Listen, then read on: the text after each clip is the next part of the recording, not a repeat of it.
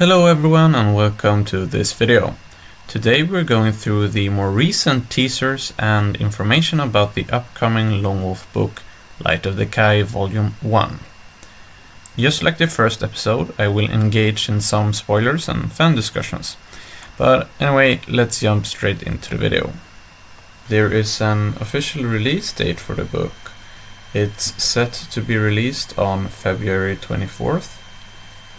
But many online bookshops have April listed as the date.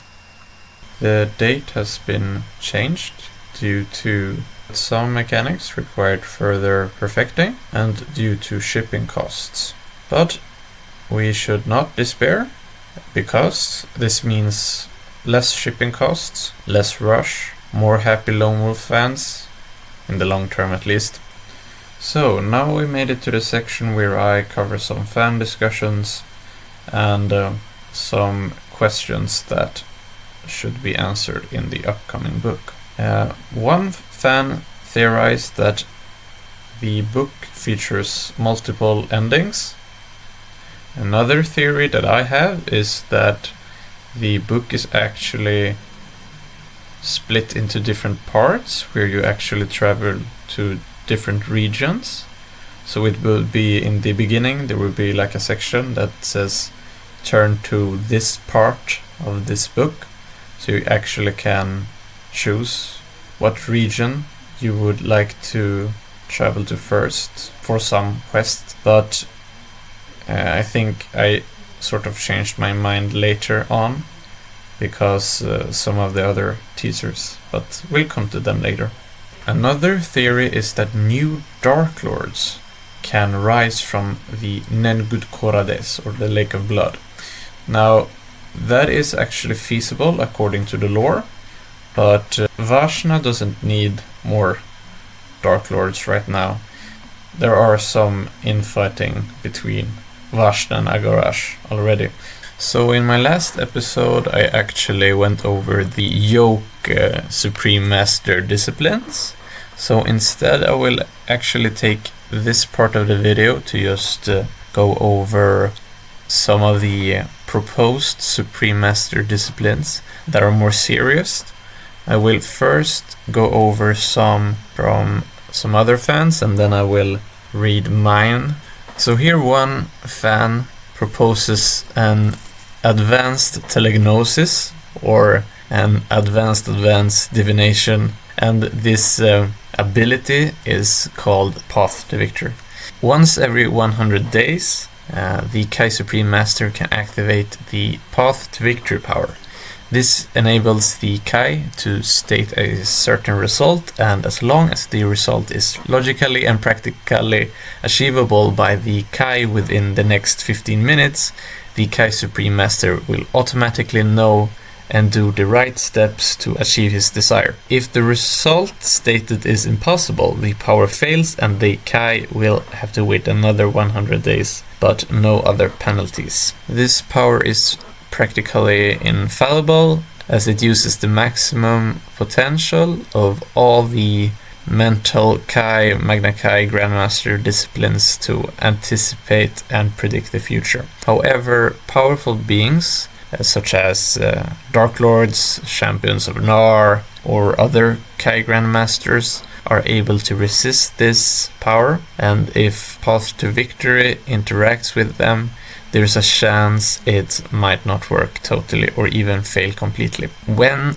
invoked in combat, this would allow 3 rounds of automatic 9s. The use of this power is extremely exhausting. Upon the end of the 15 minutes of power use, the Kai Supreme Master loses 10 endurance and is unable to use any discipline above the Magna Kai disciplines for a day. So that was actually quite a fun ability. I've actually just read 2 sections from the Lone Wolf series that hints at some higher than Grandmaster discipline powers here. So this one section says, upon reaching the ultimate rank of Kai Supreme Master, Lone Wolf received as a reward from the god Kai many new skills and abilities. One of these skills was Kai Weaponcraft. Using his newfound mastery, Lone Wolf forged 10 weapons of magical power in the armory furnaces of the Kai Monastery.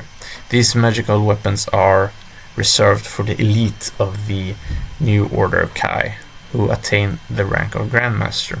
So one of the abilities of a Kai Supreme Master is Kai Weaponcraft.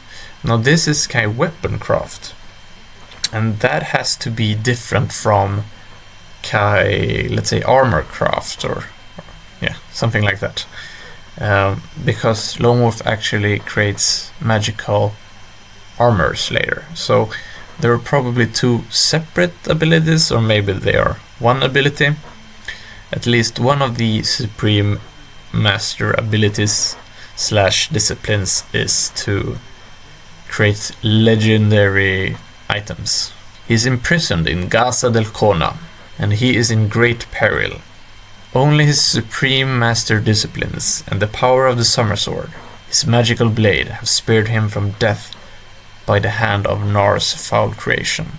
And this other section hints at that once attaining the status of Supreme Master, a Kai Supreme Master basically has some kind of resistance against enchantments, spells and charms and such like that. In Trail of the Wolf, we actually see Lone Wolf perform some of his Supreme Master disciplines. Some of the feats he manages in this book, even though he's weakened, are the following. He manages to send the Sword of the Sun through a magical barrier with his mind, one-shotting an extremely powerful opponent, an opponent so strong that the New Order Grandmaster feared that he would lose.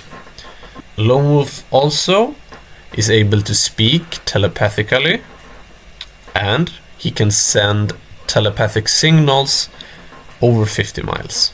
He sees further than the New Order Grandmaster, who tries to magnify his vision to the maximum, but still is not able to see the skyship clearly. Also, there's a wind so strong that the New Order Grandmaster has to crouch, but Lone Wolf seems unaffected by it. Also, Lone Wolf freezes 3 Kron and the riders at the same time with his magic. And I also think there's a bonus adventure where you play as Supreme Kai Master Lone Wolf, where you might have Supreme Master disciplines, but I do not have that bonus adventure, so I cannot confirm this. And if you know, please let me know in the comments below. Now I also want to take a moment and read you some of my proposed Kai Supreme Master skills. There are 20 in total. I went overkill, but Supreme Master Lone Wolf, having discovered the Ultra Kai disciplines, embarks on a quest, on an epic quest actually, to master them all. And here we have the first one. It's Blazing Search. You get 10 combat skill and -1 endurance points loss per each round of combat. And maybe you use up less endurance for Kai Rays and Kai Blasts too. This ability is actually taken from the bonus adventure in book 30, where you play as Blazer, and he has this ability. It's actually better than Kai Search, so Magna Kai Screen. Your mind is impregnable against any sort of mind attack, even physical possession, because Blazer, he had this ice demon that was a physical possession, right? But this Magna Kai Screen makes it so even physical possession is impossible. Hunt Mastery. Can see even in the dark of the underworld of Magnamund. Once in an adventure, you can heal the damage you deal in combat. Another ability could be that you can lower your metabolism so that if you stay at the same place, you don't have to eat for a month. This doesn't work if you're active. So if you're running around, you can't use this ability. And another ability you could use in Hunt Mastery is that you could predict traps. Another one I thought of was that you could fill your stomach with meals and keep them as like a reserve. So if you had like 3 meals in your backpack, you could eat them all at once and sort of like store them, sort of like a bank of meals. So when you're instructed to eat, you can tick off one of them in your bank, let's say. Supreme Weapon Mastery. You would probably get either 7, 8 or 10 combat skill for a particular weapon, or something like a permanent +2 combat skill or something like that. Pretty boring, but anyway. Nexus. You can create a thin coat of hide that insulates the body. You have a natural filter when breathing. You can extract pure oxygen from your surrounding to breathe. So you could basically, for a limited time, be underwater because there are some oxygen there and you could breathe parts of it. So you'll basically be able to be underwater longer or in high altitudes longer. Animal Supreme Mastery. Can summon creatures from the surrounding to fight. Herb Mastery. Can brew all sorts of concentrates, potions. You can identify all kinds by just smelling, tasting, seeing them, feeling them. Barmanship. You can sing to even influence the gods. Astrology. Can have visions of the future. Can explore different possibilities of the future. Higher Magi Magic. Yeah, that would basically just be the more advanced spells from the Psi mages. Kai Alchemy. Higher Brotherhood spells. Maybe some right-handed or Arcane Mechanic was a sort of a spell in the Swedish RPG. I don't know if it's in the English too, but that was a cool ability. You could also have some like center path of the Brotherhood spells, so some new spells. Deliverance. You can continue to fight until -5 endurance points. If you win, then you're reduced to 1 endurance points. Another ability could be that all rounds where you suffer 1 endurance point in damage, you can negate them. Here's another fun ability. You can slowly regenerate even your dead body unless your head is severed or your brain is damaged. So that's an actually cool ability. So you can basically die, but then you could regenerate. That'd be cool. Another ability could be that if you consume a deadly poison, instead of dying, it just puts you to sleep. And then, after you wake up, you'll feel refreshed. Assimilance. You basically achieve invisibility. You can reflect like sunlight, so you are completely invisible. Maybe some like mental invisibility too, so you can't be detected too. But I guess assimilance is more of different kind of ability, but perhaps you can have that too. Elementalism. You can summon elementals to fight for you, and you can combine them into different elementals. So you will basically be able to combine a fire and earth elemental to get sort of a lava elemental, something like that. Telegnosis. You cannot be tricked. You always see the true intention of another character. Pathmanship. You can create a mental image of any structure or just a structure. So now we come to 4 Supreme Mastery disciplines that I came up with myself, like really new ones. So number 17 would be Kai Sorcery. This would basically be Chianti magic, like Grey Stars magic. Number 18 would be Kai Weapons Smithing, which we already talked about, but I combined it with the Armor Smithing. You would basically be able to forge Kai weapons and armor with different stats, abilities and types. and also names. 19. War Mastery. You're a master tactician. Number 20. Wolf's Instinct. Now this is actually from a dream that I had. I dreamt about Lone Wolf, where he was in a tavern and he was about to get ambushed. When he was about to get brutally slain in that ambush, his like natural instincts kick in. It's not like sixth sense, because he wasn't aware of the danger. It was sort of like the Spidey sense from Spider-Man, and he had some kind of like yellow glow, and time seemed slower. And this is an instinct that keeps you from dangers such as attacks and projectiles. So here comes some of the storylines that I failed to consider in my last episode. So the Herbalish might find a way to stop the Lake of Blood, because this is actually hinted at, because they had a sample of it from the Darklands War and used it to restore some of the Darklands into grassland. According to the maps of Magnamund, they would also like to explore the flora of the Sutensa, and some of that might also play a role into defeating the Lake of Blood.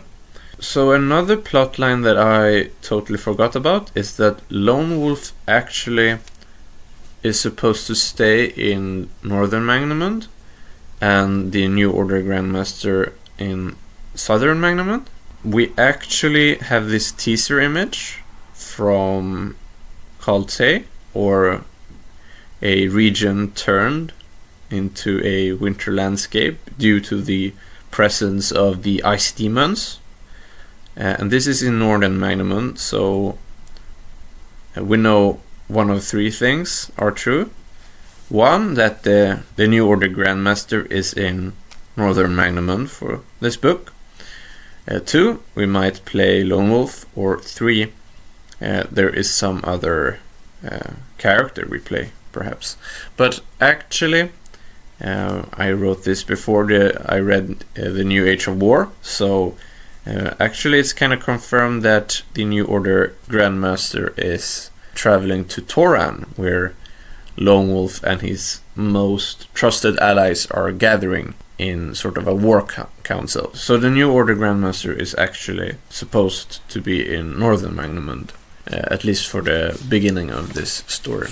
So now let's go into some lore question and storylines that should be explored in the upcoming book Light of the Kai. One of them is, who is Greystar's mysterious son? And also, I just wondered about Tanith and also the sun. Do they age like normally, like normal humans do? Because Greystar, obviously, with the Shard of the Moonstone and his shanty magic, doesn't age the same way. So Tanith and the sun, do they still age normally? That's a fun question. Then we also have this question. Will the Dracarim have more tech, like technology? Because there are hints and speculations about this. And there are also parallels to the Manoid. In the year-by-year description of the story, we get mentioned that the Dracarim have created an ironclad fleet. But whether this is reinforced ships or fully metal ironclads like the Darklands used, we don't actually know that, because sometime I feel like they use ironclad to talk about reinforced and not fully metal hulls. Okay, so the Dracarim also created this, I think it's described as a machine, but it was described that it would devastate the Freelands. And this thing that they created cannot be the item used to control the Skarorian Horde, because that item was actually created by Dark Lord Kragenskull. So that doesn't check out. And we actually do not get a confirmation that this item is destroyed I don't think so, at least. It's still there. I will now take some moment to go over some of the questions that was answered and raised by the New Age of War. So if you haven't read it, this will contain some spoilers, of course, but I won't go into some super detailed version of this. I will just ask the important questions that we get from this document. So at first we have the Gruma Iron, which translates to the Shadow Islands, I think, old Sumlanding. So the Sumlanding people actually fought the Gruma in the Summer Isles about almost 2000 years prior to the story, and apparently the Gruma has survived all this time in the archipelago of the Keunis and on the far side of Magnamund, and they actually have conquered the Lakuri Isles and also are attacking both Croatia and Durinor. And also, which is the most critical question about these shadowy assailant, is that they actually conquered another city on the opposite side of Magnamund, on the western coast. And my question is just, have they colonized the Keunis, so they came from two sides, from both west and east, to attack Magnamund? Or did they actually sail around the entirety of Magnamund? That would take a lot of time. Or did they actually sail through the Kalter Sea? Maybe they actually managed to sail that way. I have no clue how they got to the western coast of Magnamund. That's just all. So another question you might have after reading the New Age of War is, who is the Shumaskar? Now, you actually learn a little bit more about them in the Swedish version of the Cauldron of Fear. So in book 9, in the bonus adventure, you actually meet the leader of the Shumaskar, and he actually introduces himself as the servant to Drednurash, who is a son of Agarash. Actually, they were defeated, so I'm just gonna skip explaining them in more detail. But if you want to learn more about them, you should read the Swedish version of Cauldron of Fear. The bonus adventure is actually really nice. But one note also about the bonus adventure: it's actually supposed to take place, I think, 400 years prior to the event of book 31, so keep that in mind. But also Agarashi live a long time, some of them at least. So another question that you might have is why the horde from Danarg actually spared a lot of the inhabitants of the regions they attacked. Now, that is also sort of explained in the text, and we get some, it's sort of like an Agarashi parasite that can control their dead bodies as husks. So that's probably likely why they spared a lot of people, so that they could get infected by this parasite instead, because they might not be able to take control over dead bodies per se, but if the parasites give access to living bodies, they might be able to use them. So that was my theory about it, at least. Another plot line that is actually resolved in the New Age of War is actually Blazer.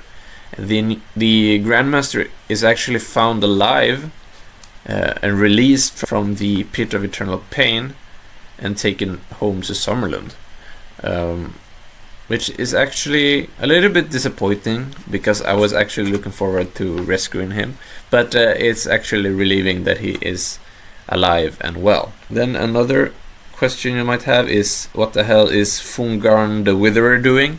He has these Keldriceps that actually can take control over dead bodies. It's also similar to the Danarg thing, but he actually uses these undead creatures not against the lands of the humans, but against the semi-sentient. They are described as semi-sentient Agarashi of the region of Keldor, but they actually might be more than semi-sentient. And he is likely attacking the Agarashi uprising in the Keldor woods. Then we have another question, is that we'll get to him later, but the Siran Oknar, and that's two words in Giak, and they mean sort of like the wizard master or mage leader or something like that.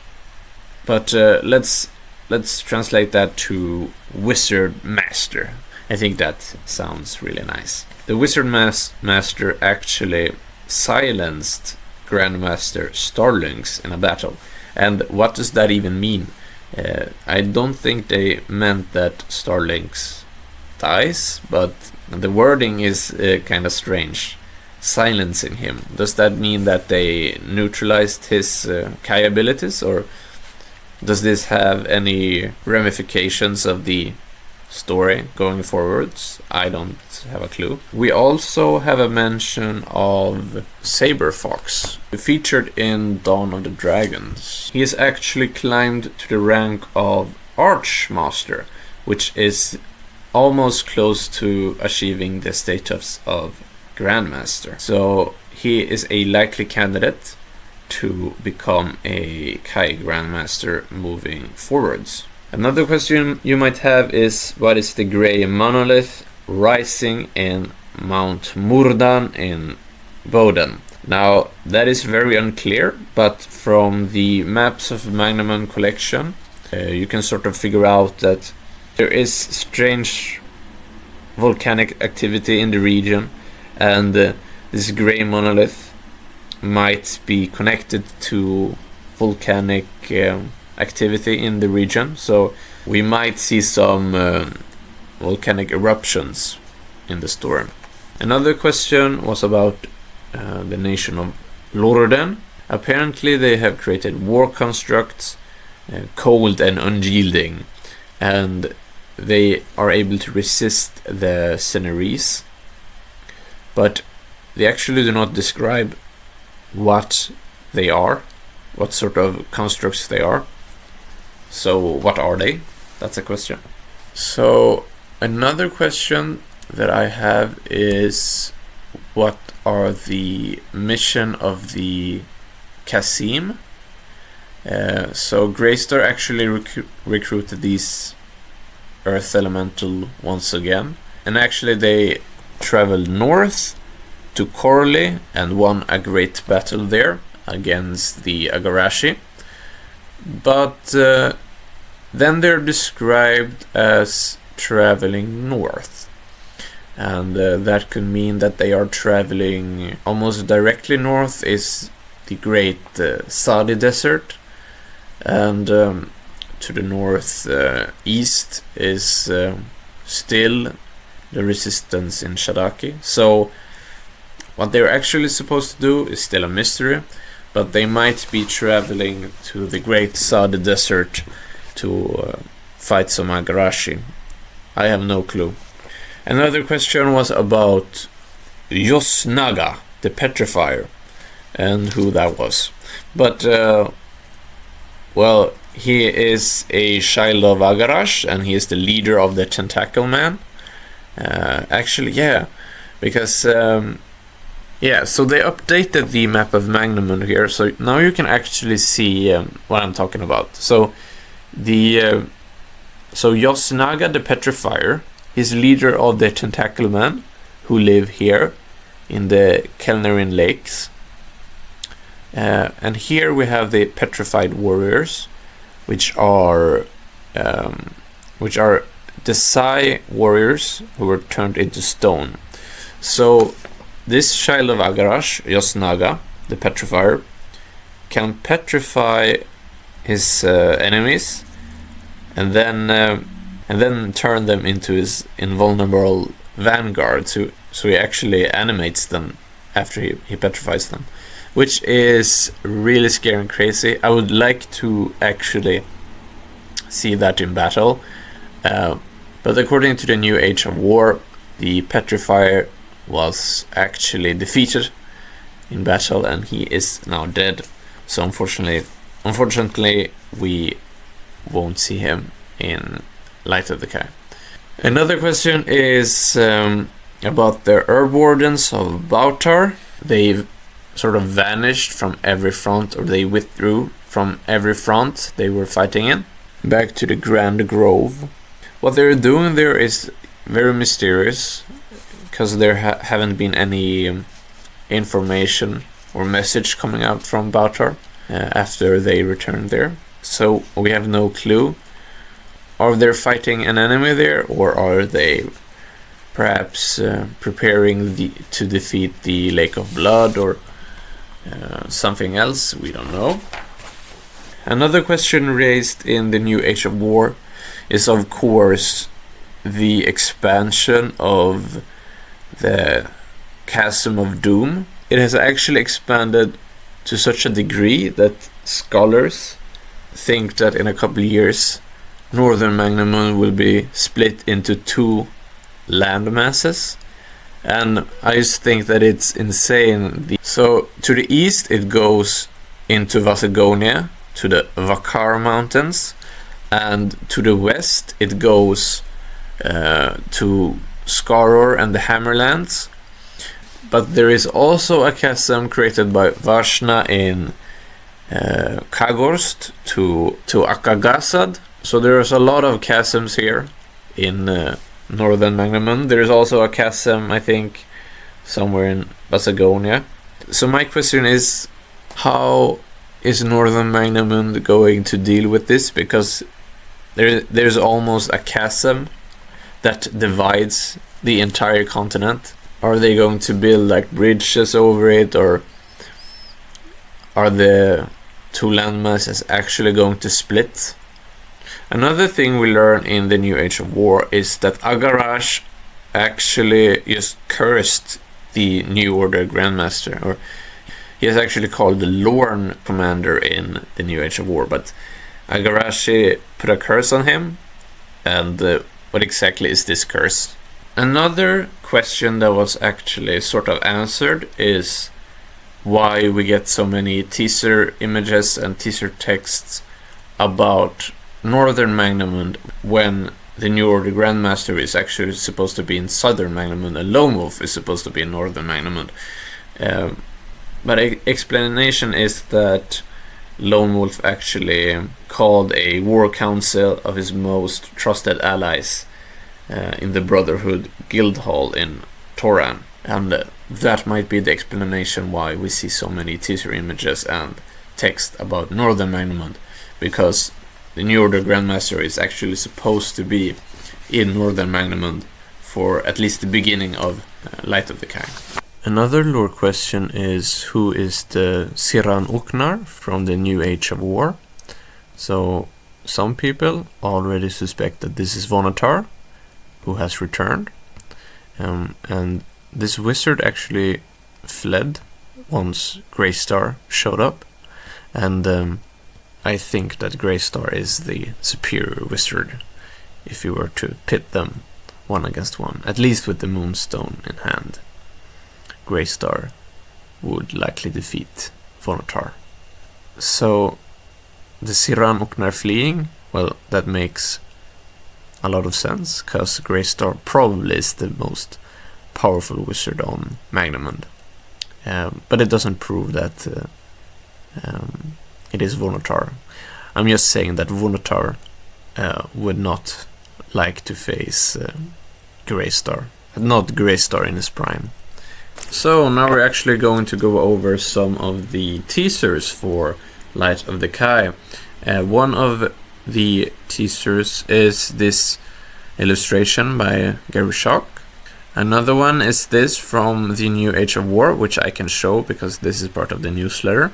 And this is actually a map of the Agarashi invasion, the infestation of Talestria, where you can see many battles were fought. The Agarashi horde broke through here at these 3 forts, but were eventually stopped by Palmerion. Then another teaser is this, of course, this full cover for the book, and it actually features the first full image of Agarash the Damned. There are some other illustrations of him, but he is in shadow. So this is the first full illustration of Agarash the Damned, and it's kind of cool. Then we have this image. In the background we can see a map. This is the Agarashi invasion from the Hell Swamp, as well as the Dracarim invasion of northern Lensia.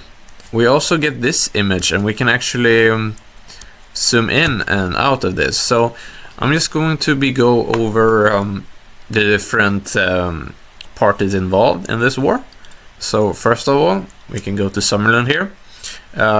Vashna has actually conquered the southern province here, Ruanon, and actually turned it to sort of a new Darklands, and also the Wildlands too is turned into a new Darklands with its climate and stuff like that.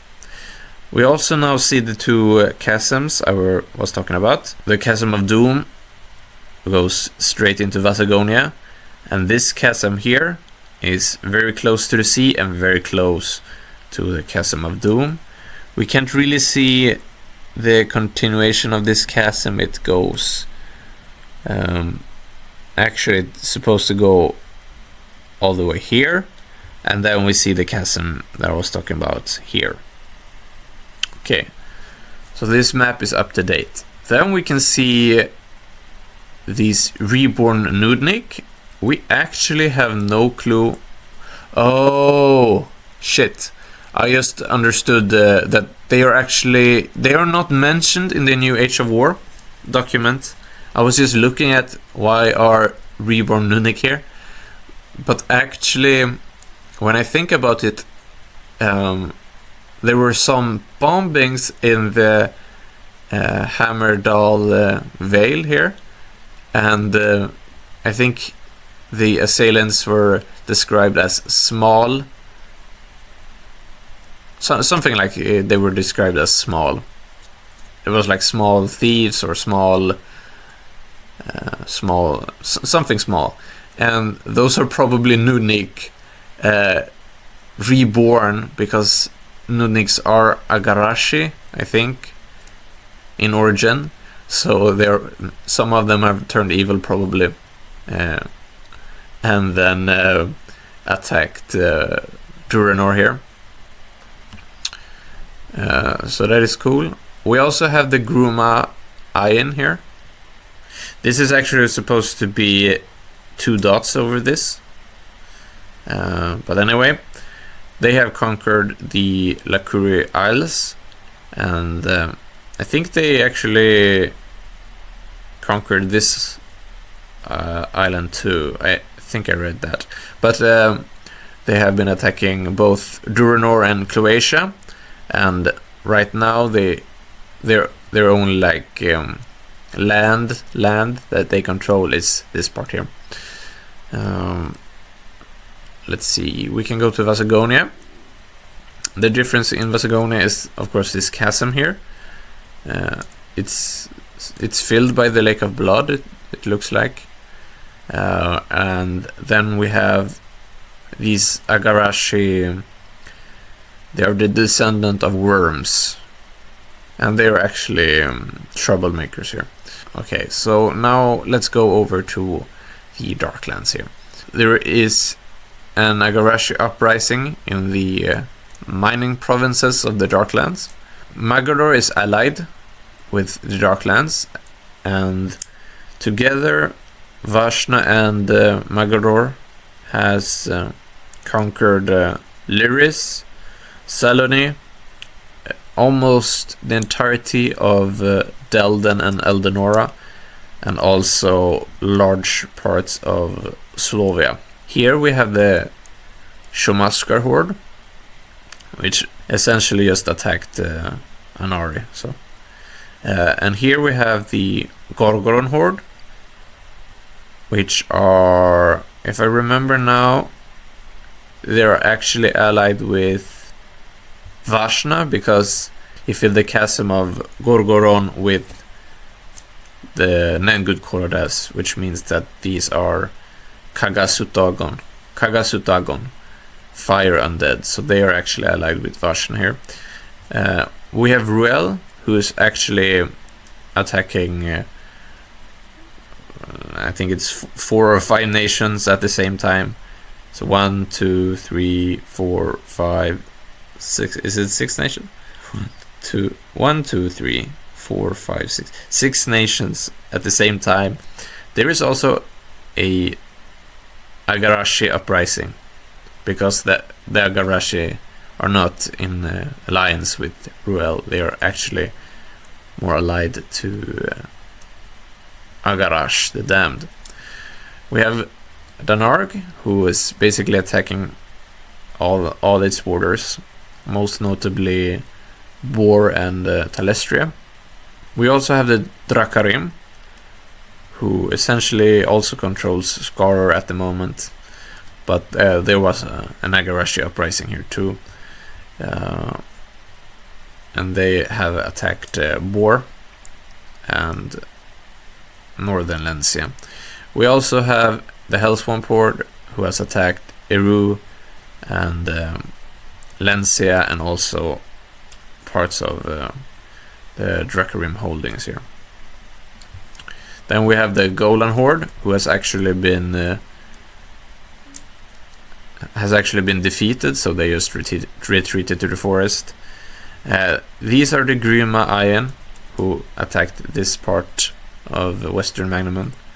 Then we have the Agarashi hordes here. Now let's also go for the Kaum giants, because they have conquered Halia and are pressing Ilion here, and also it seems like they took parts of Lunarlia too. And then we have we only have these Agarashi hordes left, except they didn't show this part is actually also evil.